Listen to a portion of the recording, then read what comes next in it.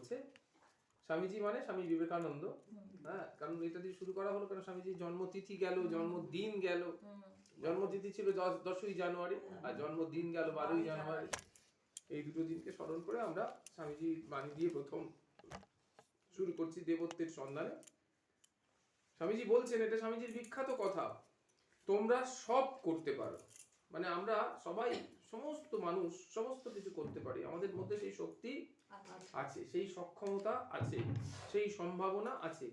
তাই বলছে তোমরা সব করতে পারো, ইহা বিশ্বাস করো। এটাই বিশ্বাস করতে হবে যে আমরা সব করতে পারি।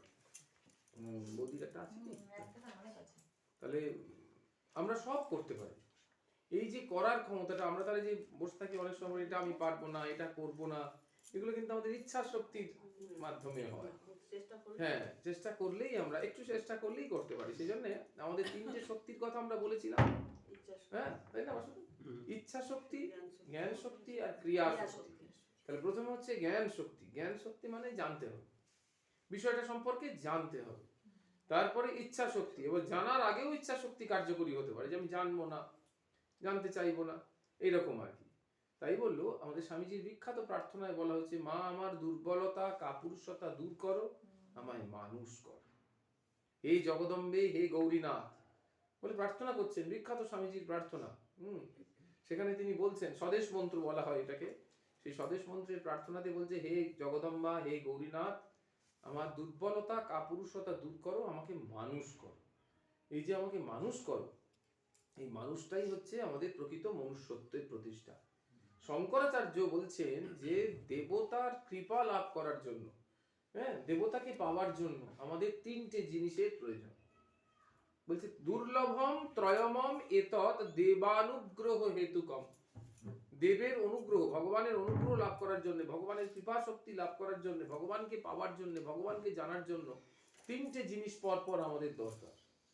প্রথম হচ্ছে মনুষ্যত্বম, মুমুক্ষুত্বম, মহাপুরুষ সংস্রবম।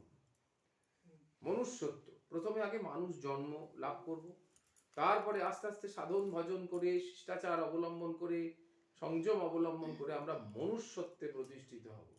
স্বামীজি বলছেন যে তীর্থ পর্যটন করলে কেউ মানুষ হয়ে যায় না। এই মন্দিরে, এই মসজিদে গিয়ে নামাজ পড়লো কি, প্রণাম করলো কি, পূজা অর্চনা করলো, প্রার্থনা করলো, তাতে মানুষ নয়। মানুষের পথটা কি, যে প্রথম পশু থেকে আগে মানুষ হতে হবে, মানুষ থেকে আগে দেবতা হতে হবে। যখন মানুষ দেবতা হয়ে ওঠে, দেবত্বকে প্রকাশ করে, তখন জানবে সে ধর্মজীবন যাপন করছে, তখনই জানবে সে ধর্মজীবন যাপন করছে। তাহলে আমাদের যে চতুর্বর্গের কথা বলা হয় না, চতুর্বর্গ ফল, সেটা কি কি? ধর্ম, অর্থ, কাম আর মোক্ষ। এটাতে পরপর, আমি যদি উল্টো করে বলি হবে না কিন্তু। অর্থ, ধর্ম, কাম, মোক্ষ এরকম বললে হবে না, বলতে হবে ধর্ম, অর্থ, কাম, মোক্ষ। এখানে কেন এরকম বলা হলো? আমি উল্টো লিখি, অসুবিধে। চতুর্বর্গ মানে ধর্ম, অর্থ, কাম, মোক্ষ। আমি একটু উল্টে বললাম। হ্যাঁ, আমি বললাম যে অর্থ আগে, তারপরে বললাম ধর্ম, অর্থ, ধর্ম, কাম, মোক্ষ। তাতে তো চেঞ্জ হয় না কিছু, চতুর্বর্গ চতুর্বর্গই রয়েছে, কিন্তু এই অর্ডারই কেন বলতে হবে? তার কারণ হচ্ছে যে ধর্মটাকে কেন্দ্রে রেখে সবকিছু করা, যা কিছু করা, মানে আমরা অর্থ উপার্জন করব সেটা ধর্মপথে, ধর্ম জীবন যাপন করার মধ্য দিয়ে। এই যে ধর্ম জীবনটা যাপন করব, ধর্মটাকে জানবো কোত্থেকে না? বললো শাস্ত্র। সেই জন্য ভগবান বললেন, ভগবান শ্রীকৃষ্ণ অর্জুনকে বলছেন, তস্মাৎ শাস্ত্রম প্রমাণন্তে কার্য অকার্য ব্যবস্থিত। তুমি জানো যে শাস্ত্রটাই হচ্ছে কার্য অকার্য নির্বাচক। কোনটা কার্য, কোনটা কার্য নয়, কোনটা করা উচিত, কোনটা করা উচিত নয়, কোনটা বলা উচিত, কোনটা বলা উচিত নয়, কোনটা দেওয়া উচিত, নেওয়া উচিত, ভাবা উচিত, খাওয়া উচিত, সব শাস্ত্রতে বলা আছে। এটা বললো তস্মাৎ শাস্ত্রম প্রমাণন্তে কার্য অকার্য ব্যবস্থিত। এইটা তাহলে আমাদের দেখতে হবে যে ধর্মকে অবলম্বন করে জীবন, যে জীবনটা ধর্মকে অবলম্বন করে, ধর্মকে কেন্দ্রে রেখে যে জীবনটা, সেটাই হলো ধর্মময় জীবন বা ধার্মিকের জীবন। সে যখন পয়সা উপার্জন করছে তখন ভালো পথে, সুপথে উপার্জন করছে, সেই জন্য সেই অর্থটা গ্রহণযোগ্য, সেই অর্থটা আমাদের কাজে লাগবে, সেই অর্থটা অপরের কাজে লাগবে, সেই অর্থটা ভগবানের কাজে লাগবে। কিন্তু যদি কেউ অন্যায় পথে অর্থ উপার্জন করে, তাহলে সেইটি শুধুমাত্র আমার ভোগার্থে ব্যবহৃত হবে, পরের সেবায় যদি ব্যবহৃত হয় সেটা কার্যকরী নয়, ভগবানের সেবায় তো কার্যকরী নয়ই। তাহলে অর্থ, ধর্মের পর যে অর্থটা রয়েছে এই অর্থের দুটো মানে, একটা অর্থ হচ্ছে মানি আর একটা অর্থ হচ্ছে মিনিং। দুটোই এম দিয়ে, একটা হলো মানি, একটা হলো মিনিং। মানি তো আমরা বুঝতে পারলাম যে অর্থ উপার্জন করছি ভালো পথে, সৎ পথে, সুন্দরভাবে। আর মিনিং মানে হচ্ছে জীবনের অর্থটা বোঝা, যে কি কারণে আমরা মনুষ্য জীবন পেলাম, কেন মনুষ্য জীবন পেলাম, এবং মনুষ্য জীবন পেয়ে আমরা কি করে করব, কি করব, কি করার জন্য আমরা এসেছি সেটা জানার জন্য। এটা হলো অর্থ। তারপরে হচ্ছে কাম। কাম মানে কামনা, এক্সপেকটেশন। কাম মানে লাস্ট, কামনা, আমাদের শারীরিক যে কামনা চাহিদা সেইটা। কিন্তু ভগবান বললেন যে ওই কামটাকে, ধর্ম, অর্থ, কাম আর মোক্ষের মধ্যে কোনটা ভগবান? ধর্ম, অর্থ, কাম আর মোক্ষ, এই চারটে শব্দের মধ্যে ভগবান স্বয়ং কোনটা? কামটা। ধর্ম ভগবান কোথাও বলেননি যে আমি ধর্ম, একথা বলেননি। আমি অর্থ একথা বলেনি, কিন্তু আমি কাম একথা বলেছেন দশম অধ্যায়, খুলে দেখো বিভূতি যোগে। হ্যাঁ, কিন্তু কেমন কাম? না ধর্ম অবিরুদ্ধ কাম, যেটা ধর্মের বিরোধিতা করে না সেইটা আমি। তাহলে কাম অস্মি, কিন্তু কেমন কাম? ধর্ম অবিরুদ্ধ। ধর্ম অবিরুদ্ধ যদি হয় তবেই ওই কাম আমাকে মোক্ষে পৌঁছে দেবে। আর ধর্ম বিরুদ্ধ কাম যদি হয় তাহলে সেটা আমার মোক্ষের অন্তরায় হবে, মোক্ষ পেতে দেবে না, মুক্তি পেতে দেবে না। তাহলে এটা বোঝা যাচ্ছে যে ধর্ম অবিরুদ্ধ কাম অস্মি। সমস্ত প্রাণীদের মধ্যে আমি হলাম কাম, সমস্ত প্রাণীদের মধ্যে আমি হলাম তেজ, সমস্ত প্রাণীদের মধ্যে আমি হলাম বল, তেমনি আমি হলাম কাম। কিন্তু কেমন কাম? না ধর্ম অবিরুদ্ধ, যেটা ধর্মের বিরোধিতা করে না। তাহলে ধর্ম, অর্থ, কাম, মোক্ষ চারটে হয়ে গেল, তবেই আমরা কিন্তু মোক্ষ লাভ করতে পারছি। তাহলে এই যে ধর্ম, অর্থ, কাম, মোক্ষ যেটা রয়েছে, এটা প্রাপ্তির যে সম্ভাবনাটা প্রত্যেকটা মানুষের মধ্যে রয়েছে, যদি সে ইউটিলাইজ করে তবে পাবে। প্রত্যেকটা মানুষের যদি চেষ্টা না করে তাহলে হবে না, যদি সাধন না করে তাহলে হবে না, যদি না জানতে চায় তাহলে হবে না, যদি সেটা জেনে আচরণ না করে তাহলে হবে না। ভাগবতের পর ভাগবত শুনে যাচ্ছে, হাঁ হাঁ করে সব শুনছে, ওই ঠান্ডায়, প্রচন্ড ঠান্ডা। আর এমন করে প্যান্ডেলটা নির্মাণ করা হয়েছিল যে খুব সুন্দর করে, যেখানে ঠান্ডা মানে প্রায় ভেতরে ঢুকলে বোঝা যাচ্ছে না যে ঠান্ডা আছে, কিন্তু ঠান্ডা তো আছেই। সেই ঠান্ডার মধ্যে বসে বসে তারা শুনছে, কিন্তু সেই কথাগুলো যারা নিচ্ছে, সেই কথাগুলোর মধ্যে যদি একটাও কথা তারা জীবনে পালন করে তাহলে হবে। নবদ্বীপে একজন মহাত্মা থাকতেন আর কি, নবদ্বীপে। তখন মহাত্মা হননি, তখন একজন ভাগবত শ্রোতা, তিনি ভাগবত শুনতে আসতেন। আর ভাগবত পাঠক ভাগবত কথা বলতো, ভাগবত কথা বলতে বলতে কোনো একটি কথা ওই শ্রোতার খুব ভালো লেগে যেত, খুব ভালো লেগে যেত। আর ভালো লেগা যেই ভালো লেগে গেল, সঙ্গে সঙ্গে উনি ওই কথাটা শুনে নিয়ে ওই ভূমিকে প্রণাম করে উঠে চলে যেতেন, আর বাকি ভাগবতটা শুনতেন না। ভালো লাগলো সেটা শুনেই নমস্কার করে আর চলে যেতেন। আর সেই 3-4 দিন ধরে আর কোথাও ভাগবত শুনতে যেতেন না। নবদ্বীপে তো প্রতিদিন ভাগবত পাঠ হয়, সেটা শুনতে আর যেতেন না। এইটা ভাগবত পাঠকটা লক্ষ্য রাখতো যে কেন এরকম করে। তো একদিন ভাগবত পাঠক ধরেছে তাকে, ধরে বলছে, আচ্ছা কি ব্যাপার বলো তো তোমার, এরকম তুমি হঠাৎ করে ভাগবত এরকম একদম নিবিষ্ট হয়ে ভাগবত শুনতে শুনতে হঠাৎ করে তোমার কি হলো? একটা নমস্কার করো, তুমি মাটিকে নমস্কার করে তুমি উঠে চলে যাও। তারপরে 3-4 দিন, 5 দিন, 6 দিন এরকম তোমাকে আর দেখা যায় না, আবার তারপরে এসে বসো। এর কারণটা কি? তখন উনি বললেন যে, তখন উনি শ্রোতা, তখনও মহাত্মা হননি। উনি বললেন যে আমি যে ভাগবত কথাটা শুনি, যে কথাটা আমাকে ভালো লাগে, আমার মনকে ধরে, সঙ্গে সঙ্গে সেইটি নিয়ে আমি এখানে প্রণাম করে চলে যাই, এবং সেইটাকে আমি ওই 4-5 দিন ধরে জীবনে কি করে পালন করা যায় তার চেষ্টা করি। আগে আচরণে বাস্তবায়িত করি, তারপরে আবার নতুন কথা নেবার জন্য আবার ভাগবত আসরে ফিরে আসি। ওই জন্য 4-5 দিন সে আর আসে না।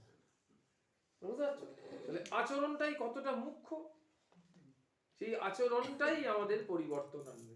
আর আমরা কি করলাম? শুধু শুনতে অভ্যস্ত, শোনার জন্য ব্যস্ত। আমরা শুনছি শুনছি শুনছি, কারণ ওখানে একটা কথা আছে যে শ্রবণ মঙ্গলম, ওটা শুনলে মঙ্গল হয়, পাপ তাপ দূরীভূত হয়, পুণ্য লাভ হয়, ভাগবতী আসরে আসলে ভগবানের সান্নিধ্য হয়, সাধু সঙ্গ হয়, এসবের জন্য আমরা আসি। কিন্তু যতক্ষণ না আচরণে আমরা পর্যবসিত করতে পারছি, ততক্ষণ সেটা আমাকে নিয়ে মোক্ষের পথে নিয়ে যাচ্ছে না। তাহলে এই যে শক্তিটা, ওইটা আচরণ করবার শক্তি সম্পূর্ণ আমার মধ্যে আছে।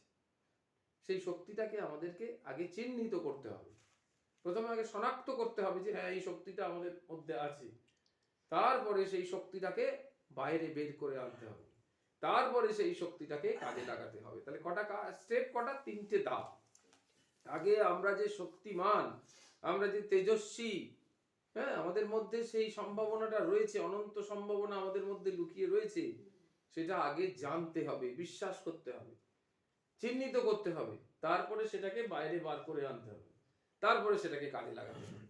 এই 3টে স্টেপ যদি হয়, তাহলে আমরা সমস্ত কাজ করতে পারবো। তার সঙ্গে সঙ্গে প্রার্থনা যুক্ত আছে যে আমার সামর্থ্যে কুলোচ্ছে না, তুমি আমাকে দিয়ে এই কাজগুলো করিয়ে নাও, এটা আছে। এই তাহলে বললেন তোমরা সব করতে পারো, ইহা বিশ্বাস করো। মনে করো না তোমরা দুর্বল, অপরের সাহায্য ব্যতীত তোমরা সব করতে পারো। কারোর সাহায্য লাগবে না, নোবডিজ হেল্প, আমরা নিজেরাই এই কাজগুলো করতে পারি। সেই জন্যে এই যে পদ্ধতিগতভাবে দেখবে, ধরো কোনোদিন শীতকালে ঘুম থেকে উঠতে দেরি হয়ে গেল, তাহলে আমরা যে নির্দিষ্ট সংখ্যক জব করি, সেই জবটা বাধাপ্রাপ্ত হলো। বা আজকের হয়তো তাড়াতাড়ি একটু বেরিয়ে যেতে হবে, কোথাও ট্রেন ধরতে হবে বা কোনো অনুষ্ঠানে যেতে হবে, তাহলে আমরা জবটা বন্ধ হয়ে গেল।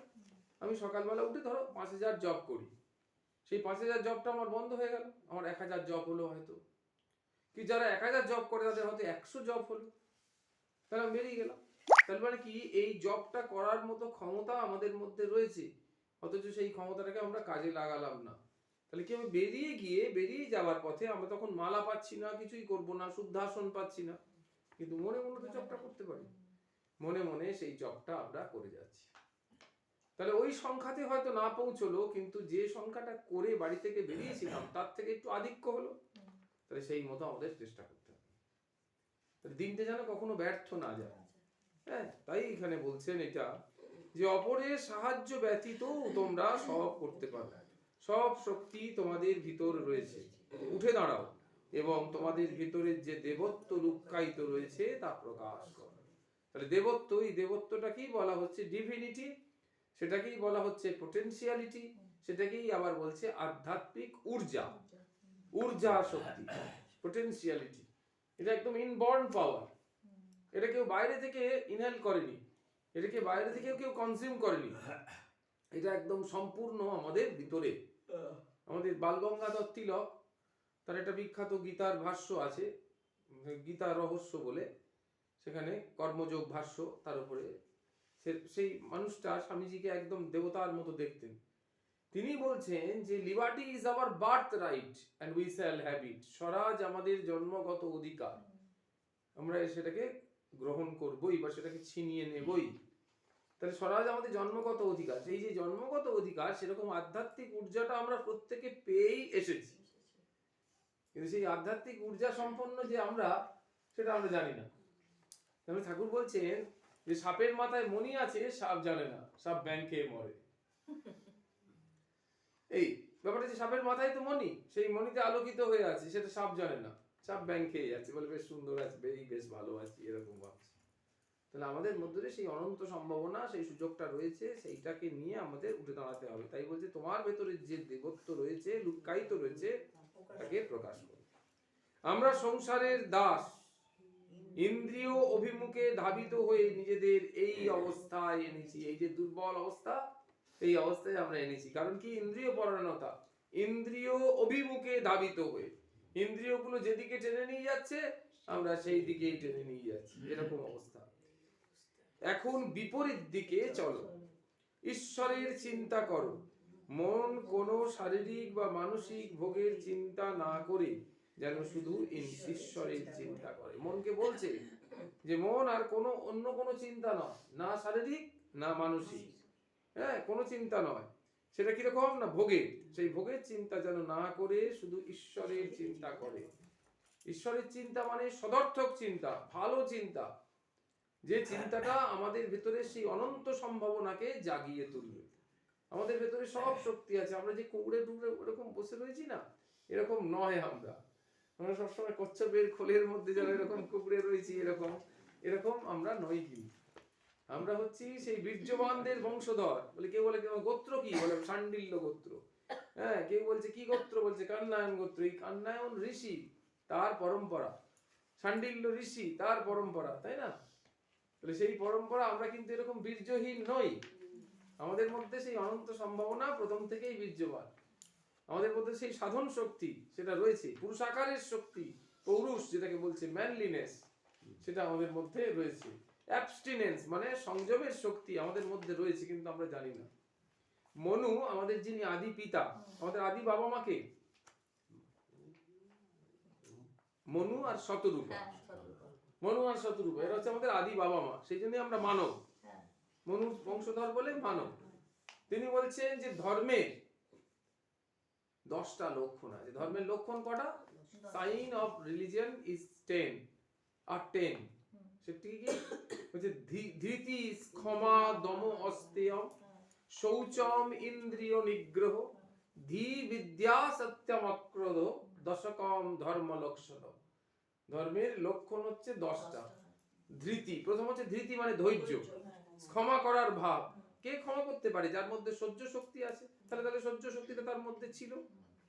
তাহলে ধৃতি, ক্ষমা, দম, দম মানে ইন্দ্রিয়কে দমন করা, অস্তেয়ম মানে চুরি না করা, শৌচম মানে পবিত্রতা, ইন্দ্রিয় নিগ্রহ ইন্দ্রিয়গুলোকে কন্ট্রোল করা, হ্যাঁ, ধী, বিদ্যা, ধী মানে বুদ্ধি, বিদ্যা মানে পড়াশোনা করা, সত্যম, অক্রোধ সত্যকে ধরে থাকা, আর অক্রোধ ক্রোধ না করা। এইটাই হলো ধর্মের 10টা লক্ষণ। তাহলে যে এই লক্ষণগুলো পালন করছে সে কি? ধার্মিক। He is or she is religious, তাই না? তাহলে সেইটা সমস্ত শক্তিগুলো কিন্তু আমাদের ভিতরের মধ্যে আছে। শৌচম, ইন্দ্রিয় নিগ্রহ, আমাদের শুচি হয়ে তবে মন্দিরে ঢুকতে হবে। এই যে বোধটা, এটা কোথায় আছে? বাইরে আছে? আমাদের ভিতরেই আছে। হাতটা ধুয়ে ঠাকুরের প্রসাদটা নিতে হবে, এটা আমাদের মধ্যেই আছে। এখনকার দিনে মানুষের এত নিম্ন বৃত্তি, তারা এইটুকুই জানে না। জুতোটা খুললো, জুতোটা খুলে সেই হাতে বাঁ হাতে বলে বাঁ হাতে প্রসাদটা রেখেছে, মানে ঠাকুরের ভোগটা এনেছে রেখেছে, ডান হাতে জুতোটা খুললো, খুলে ওই দেওয়ার সময় বাঁ হাত থেকে ডান হাতে নিয়ে, হ্যাঁ, এরকম আর কি। তারপরে প্রসাদটা হাতে করে দিল, এরকম করে প্রসাদটা হাতে করে নিল, নিয়ে আবার সেই হাতেই আবার মানুষকে প্রণাম করছে। প্রসাদটা এনে, ভোগটা এনে ব্যাগগুলো আগে চেয়ারের ওপর রাখলো, নিয়ে আগে বাড়ির লোককে সব প্রণাম করে চেয়ার থেকে যেখানে বসে মানুষ, সেখান থেকে আবার ঠাকুরের প্রসাদ ভোগটা বের করে গোপালের সামনে দিচ্ছে। এরকম মানে এইগুলো কিন্তু কোথাও কোনো শাস্ত্র করতে বলেনি। এটা একদম নিজের মনের বৃত্তি যে আমি কি করে কি করব। সুতরাং এটাকে খুব সচেতন ভাবে আমাদের কাজ করতে হবে। এইভাবে আমরা ধর্ম জীবনে এগোতে পারবো না, বেশি দূর এগোতে পারবো না। তাই জন্য এই কথাটা বলছে যে আমরা হচ্ছি সংসারের দাস, ইন্দ্রিয় অভিমুখে ধাবিত হয়ে নিজেদের এই অবস্থায় এনেছি। এখন বিপরীত দিকে চলো, ঈশ্বরের চিন্তা করো। বিপরীত দিকে চলো মানে ঈশ্বরের চিন্তা করো। মন কোনো শারীরিক বা মানসিক ভোগের চিন্তা না করে যেন শুধু ঈশ্বরের চিন্তা করে। যখন মন অন্য কোনো বিষয়ের চিন্তা করতে উদ্যত হবে, তখন তাকে এমন ধাক্কা দাও যেন তা ফিরে এসে ঈশ্বরের চিন্তায় প্রবৃত্ত হয়। বাচ্চারা পড়াশোনা ছেড়ে যদি খেলার দিকে যায়, সঙ্গে সঙ্গে এমন ধাক্কা দিলে, এমন